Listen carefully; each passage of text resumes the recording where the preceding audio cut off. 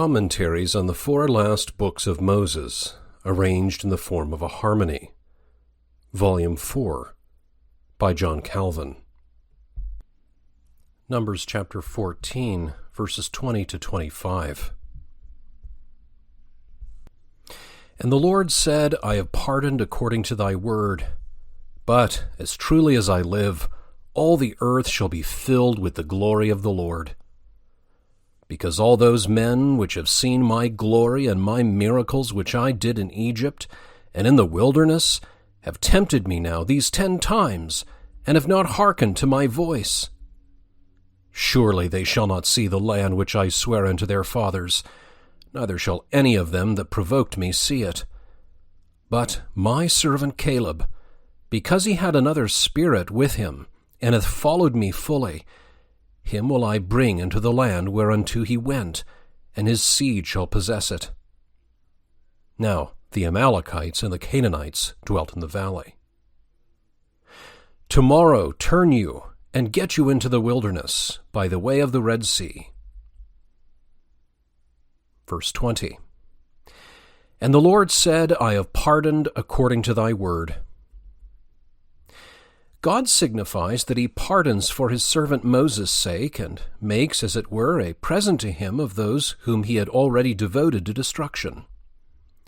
Hence we gather how much the entreaties of the pious avail with God.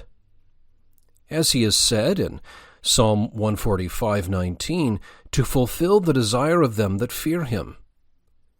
He would indeed have done of his own accord what he granted to Moses. But in order that we may be the more earnest in prayer, the use and advantage of prayers is commended, when God declares that he will not only comply with our requests, but even obey them. But how is it consistent for him to declare that he had spared those upon whom he had determined to inflict the most extreme punishment, and whom he deprived of their promised inheritance? I reply that the pardon in question was not granted to the individuals, but to their race and name. For the opinion of some is unnatural, who think that they were released from the penalty of eternal death, and thence that God was propitiated towards them, because he was contented with their temporal punishment. I do not doubt, then, but that Moses was so far heard, as that the seed of Abraham should not be destroyed, and the covenant of God should not fail. For he so dispensed the pardon as to preserve their posterity uninjured, whilst he inflicted on the unbelievers themselves the reward of their rebellion. Thus the conditions of the pardon were of no advantage to the impious rebels, though they opened a way for the faithful fulfillment of his promise. 21. But as truly as I live, all the earth. It is indeed plain that God here swears by his life and glory. The meaning is only ambiguous in this respect, that some translate it in the past tense, that the earth had been filled with his glory, which had already been displayed in so many miracles. And this seems to accord well with what follows. Those who have seen my glory shall not see the land. Still, the future tense suits the context better, that is, that God should call to witness his glory, which he will hereafter assert. Moses feared lest the destruction of the people should be turned into a reproach and contumely against God. God now declares with an oath that he would so vindicate his glory as that those who were guilty of so great a crime should not escape punishment. He proclaims that those should not see the land who had shut their eyes against the miracles of which they had been spectators and eyewitnesses, and in their blindness had endeavored to set them at naught. For, inasmuch as they had not been taught to fear God by so many signs, they were worse than unworthy of beholding the land, the possession of which ought to have been assured to them by those very signs, if God's truth had not been utterly rejected by their ingratitude. God complains that he had been tempted by them 10 times, because they had not ceased constantly to provoke him by their frowardness, For it is no fixed or definite number which is intended, but God would merely indicate that they had done so without measure or end.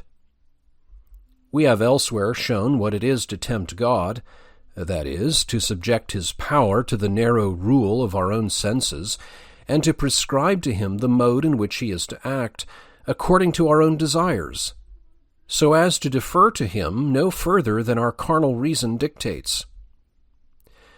The source and cause of this tempting of God is subjoined, that is, when men refuse to listen to his voice, since nothing but obedience, which is the mistress of humility, can restrain our insolence. 24. But my servant Caleb. By synecdoche, Caleb alone is now accepted, although Joshua was a partaker of the same grace, as he had been also a sharer in his courageous conduct. But Caleb is especially distinguished because he had, as it were, uplifted the banner and had stood forth first to encourage Joshua. The sum of his praise is that he fulfilled to go after God. The word will, which some understand, is superfluous, since the expression is complete without any addition.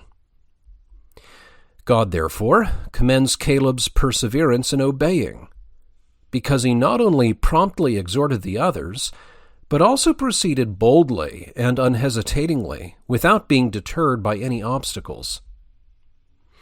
God, however, magnifies his perseverance because he looked to him alone in his noble conflict with so great a multitude. For it is an extraordinary case for a person to stand firm and to hold a straight course in the midst of violent and tempestuous disturbances, when all the world is, as it were, convulsed. Although the word ruach is sometimes used for the disposition of the mind, yet I have no doubt but that Moses signifies, by metonymy, that Caleb was thus influenced by divine inspiration. Verse 25. Now the Amalekites and the Canaanites. Some thus resolve these words, although the Amalekites dwell in the valley, and others thus, since the Amalekites abide in the valleys, to lay ambuscades. Others think that their object is to inspire terror, lest the Israelites should remain too long in the enemy's country, since they would be daily exposed to fresh attacks. I am, however, rather of the opinion that they are spoken in reproach, for they had already arrived at the borders of the inhabited land, so that their enemies might be put to the rout at once, whereas God commands them to retire, and thus expels them from the land which they had actually reached. Still, I do not deny that he sets before them the necessity of the case, and thus enforces their obedience, as if he had said that nothing now remained but to retreat, and again to throw themselves into the desert. Verses 26 to 38. And the Lord spake unto Moses and unto Aaron, saying, How long shall I bear with this evil congregation, which murmur against me? I have heard the murmurings of the children of Israel, which they murmur against me. Say unto them, As truly as I live, saith the Lord, as ye have spoken in mine ears, so will I do to you. Your carcasses shall fall in this wilderness, and all that were numbered of you, according to your whole number, from 20 years old and upward, which have murmured against me. Doubtless ye shall not come into the land concerning which I swear to make you dwell therein, save Caleb the son of Jephunneh, and Joshua the son of Nun. But your little ones, which ye said should be a prey, them will I bring in, and they shall know the land which ye have despised. But as for you, your carcasses, they shall fall in this wilderness. And your children shall wander in the wilderness 40 years, and bear your whoredoms, until your carcasses be wasted in the wilderness. After the number of the days in which ye searched the land, even 40 days, each day for a year, shall ye bear your iniquities, even 40 years, and ye shall know my breach of promise. I, the Lord, have said, I will surely do it unto all this evil congregation that are gathered together against me. In this wilderness they shall be consumed, and there they shall die. And the men which Moses sent to search the land, who returned and made all the congregation to murmur against him, by bringing up a slander upon the land, even those men that did bring up the evil report upon the land died by the plague before the Lord. But Joshua the son of Nun, and Caleb the son of Jephunneh, which were of the men that went to search the land, lived still. Verse 26, And the Lord spake unto Moses. I have translated the copula by the word itaque, therefore, to indicate the connection with what precedes. For Moses does not here recount anything new, but by way of explanation repeats a point of great importance, that is, that they who had refused to enter the land would be deprived of its possession. He begins with a passionate interrogation. How long shall this troublesome dregs of a people be borne with, who never cease to murmur against me? And God says that he had heard their turbulent cries. In order that they might more certainly perceive that their pride was intolerable, since God himself was weary of it, although he is long-suffering and slow to anger. It is in bitter irony that he says he will deal with them in accordance with their own resolution and desire. Nothing indeed was further from their intention than to wander in the wilderness, but since they had held back from entering the land, God says that he will gratify them in a very different sense, that is, that they shall never enjoy the sight of that land which they had despised. By his oath he expresses his extreme wrath, as also it is said in Psalm 95:11, Unto whom I swear in my wrath that they shall not enter into my rest. It was necessary that their stolidity should be thus aroused, lest when God was so greatly provoked they should still continue self-satisfied, according to their wont. He aggravates their punishment by another circumstance, that is, that they were to be deprived of the inheritance which he had sworn to give to Abraham. For the lifting up of the hand, as I have said elsewhere, was a form of oath, just as if God were called down from heaven by the outstretched hand to be witness and judge. And although this does not indeed literally apply to God, still we know that he commonly transfers to himself the things that belong to men. Moreover, this was a most severe reproof, that they by their wickedness and self-will should nullify a promise which God had ratified by an oath, in so far at least as its fulfillment affected themselves. For he points out immediately afterwards that, although they had rejected the proffered blessing, he would still be true, and would bestow on their little ones that which they had refused for themselves. It is thus that God tempers his judgments against those hypocrites who falsely profess to honor his name so as to preserve a seed for the propagation of his church. Nor is he ever so severe towards the reprobate as to fail in sustaining his mercy towards his elect. Nay, he here declares that he will be gracious towards their children as a means of inflicting punishment on the fathers. It was an indirect accusation of God when they lamented over their children as if they were to be carried away as a prey, whereas God promises that they shall be the possessors of the land in order to reprove this wicked blasphemy. 33. And your children shall wander in the wilderness. He here pronounces that their children shall be in some measure partakers of their punishment, inasmuch as they shall wander in the desert until the time prescribed. For by the word shepherds he means sojourners, who have no certain or settled residence. To this effect is the similitude in the song of Hezekiah. My lodging is departed as a shepherd's tent, Isaiah 38:12. In short, he declares that they shall be wandering and unsettled, and lead a life like shepherds conducting their flocks from place to place. He calls the wicked rebellions, whereby they had corrupted themselves, metaphorically, whoredoms. For from the time that God had espoused them to himself, their true chastity would have been to embrace his grace and sincere faith, and at the same time to devote themselves to his service. But by rejecting his pure worship, they had broken their sacred marriage vow like gadding harlots.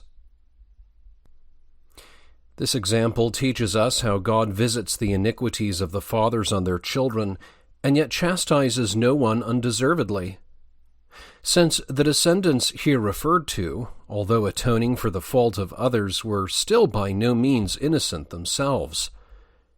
But in the judgments of God there is always a deep abyss, into which if you fear to be plunged, adore that which is not lawful to question.